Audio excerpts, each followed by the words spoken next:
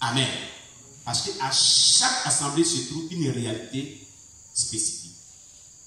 Ce qui marche là-bas ne peut pas forcément marcher ici. Il faut être ouvert à l'action du Saint-Esprit qui va vous révéler comment faire récriminaliser l'œuvre personnellement, particulièrement à votre assemblée, à cause des réalités spirituelles auxquelles votre assemblée est confrontée. La preuve en est, quand on appelle les années, chaque personne avait ses réalités, ses problèmes personnels, non? Hein? N'est-ce pas? Voilà. On a les récits qu'on a fait ensemble là. Chaque assemblée chrétienne avait ses réalités personnelles, des problèmes, non? Donc, des solutions viendront lorsque le leader ira vers Dieu pour l'interroger sur ce qu'il fait pour remédier à cela. Et dans un mois de consécration, des jeûnes de prière de vérité. Ce n'est pas des mois de consécration de 1 heure, 2 heures de temps de prière ou des jeûnes de 3 jours à sec. Non, il faut aller au-delà. On appelle ça des jeûnes de puissance. Écoutez, moi, je souffrais dans mon ministère pendant 18 ans.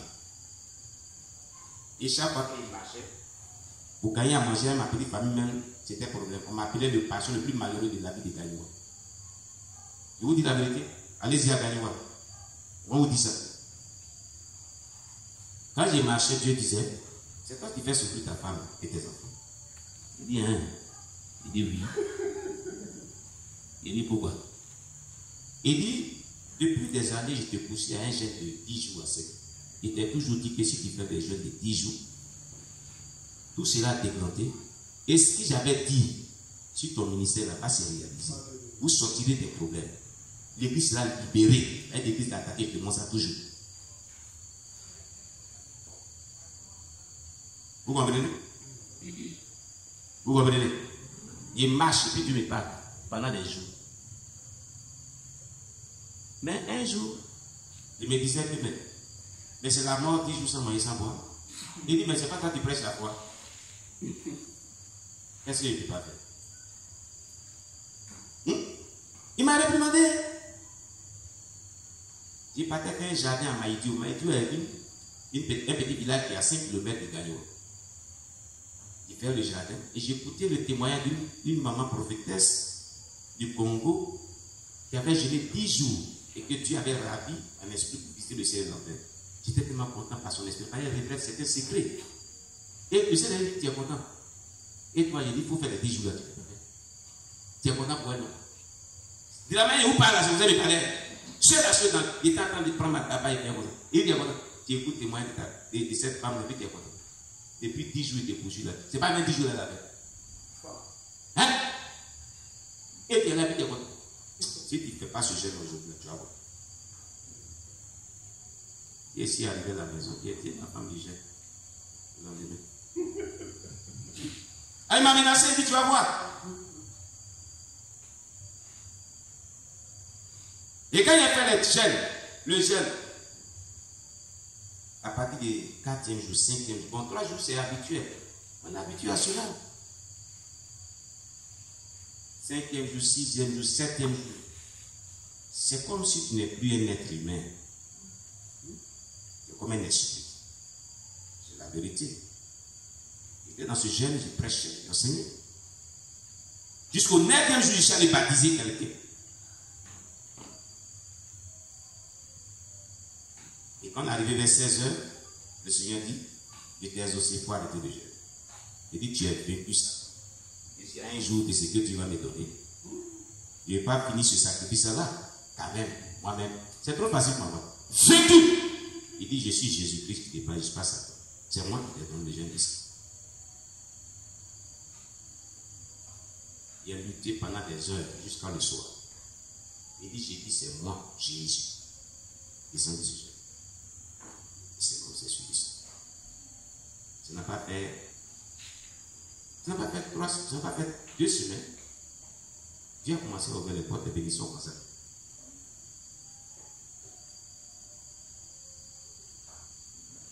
Dieu a commencé à ouvrir les portes de bénédiction comme ça. L'église a commencé à changer. Tout est devenu. Et Dieu dit, il faut que le peuple rentre dans ce genre de jeûne de vérité. Moi, j'ai fait 9, mais mes enfants font plus que ça. Ils font 10. Les enfants spirituels font 10.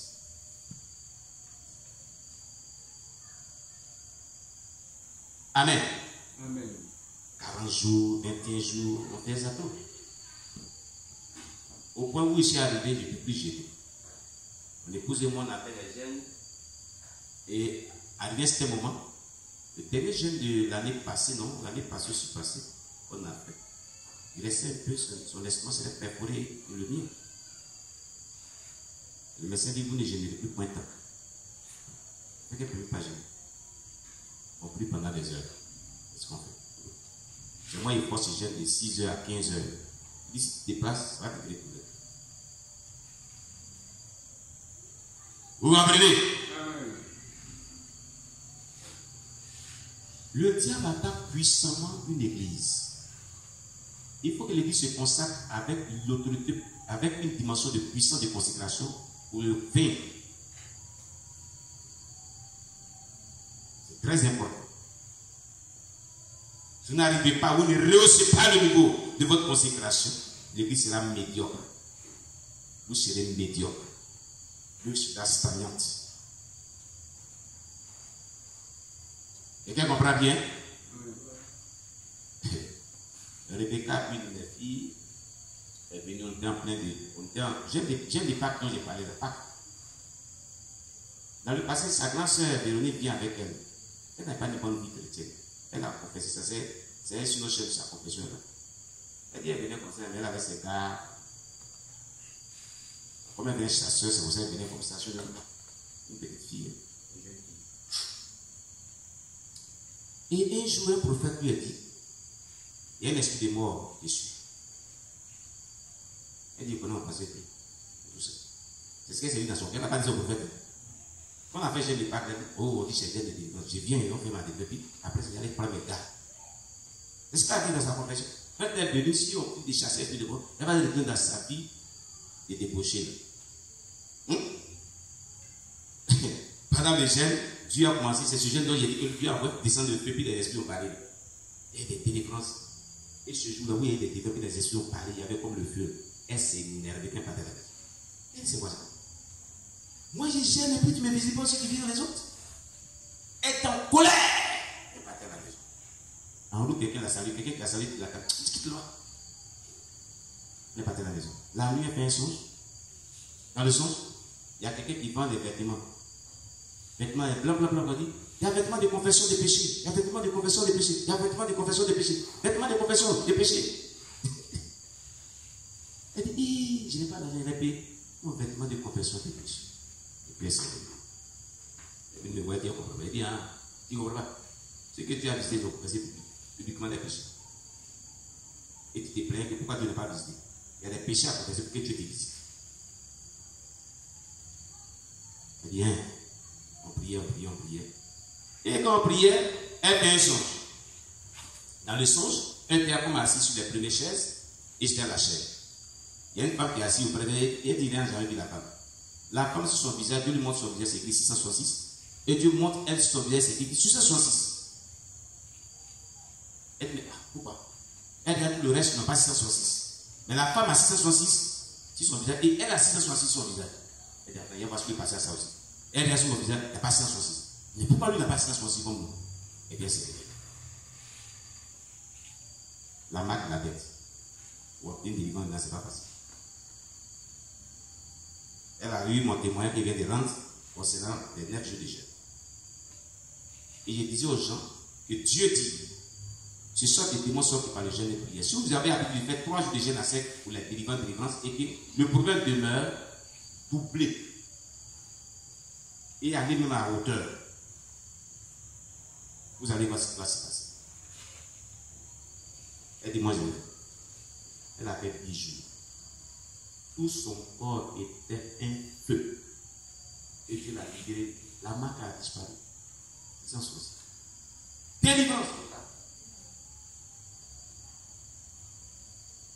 10 jours, comment il s'en voit. Elle a des prières fortes.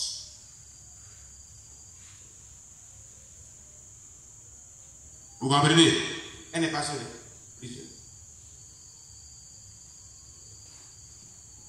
Que Dieu soit loué.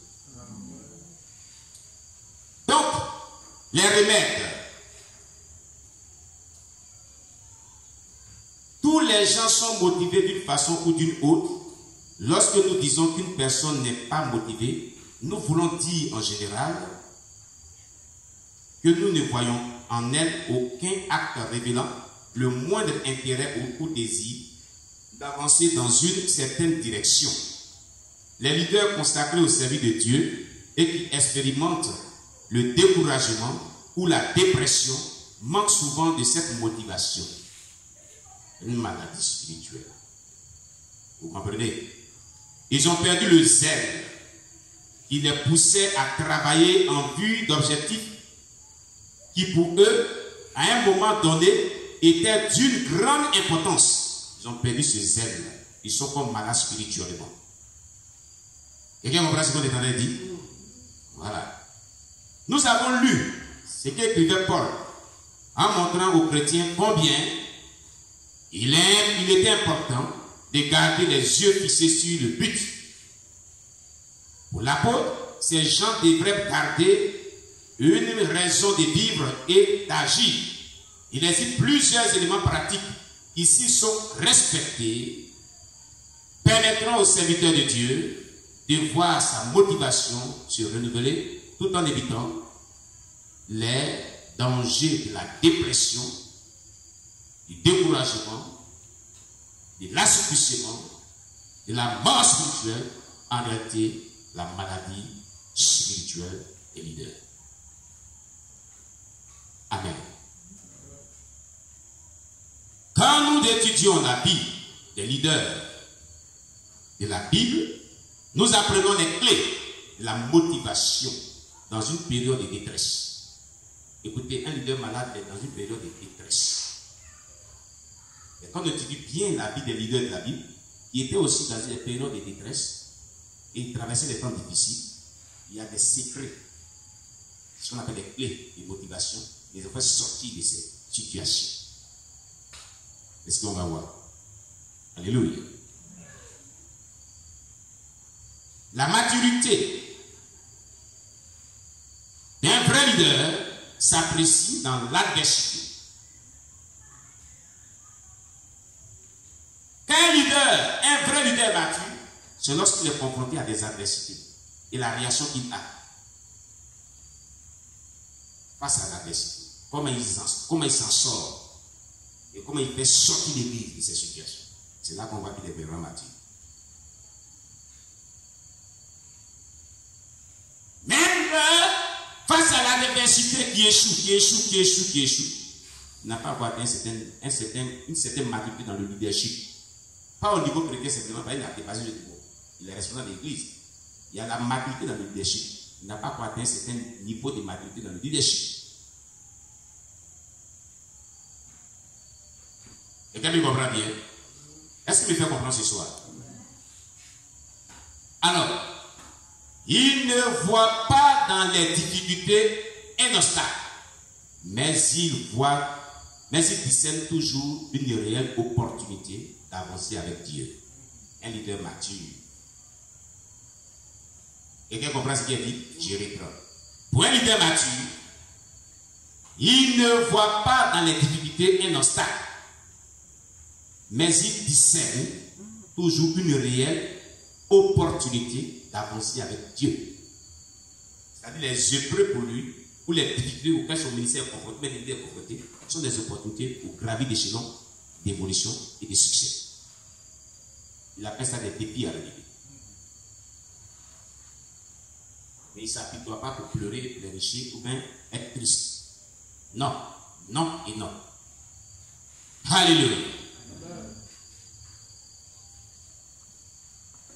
Voici certains facteurs qui favoriseront votre restauration et le renouvellement de votre motivation pour l'œuvre de Dieu. Je peux dire par là que voici certains facteurs à appliquer à votre vie pour remédier à la maladie des leaders qui sont malades, en quelque sorte. Amen. Alléluia. Premièrement, la position. Rappelez-vous que vous avez été appelé.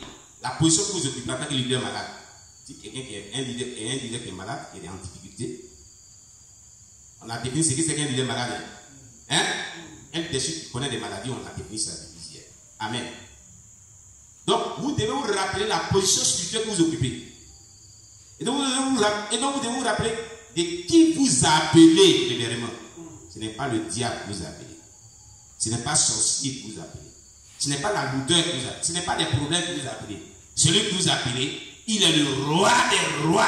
Son nom est l'Éternel des armées. Le puissant guerrier, le puissant conquérant. Celui qui ne joue pas. Celui qui est victorieux. Celui qui est conquérant. Alléluia. Il n'est pas n'importe qui vous a appelé. La Bible déclare des choses que Dieu a ordonné au peuple que il a ordonné que vous soyez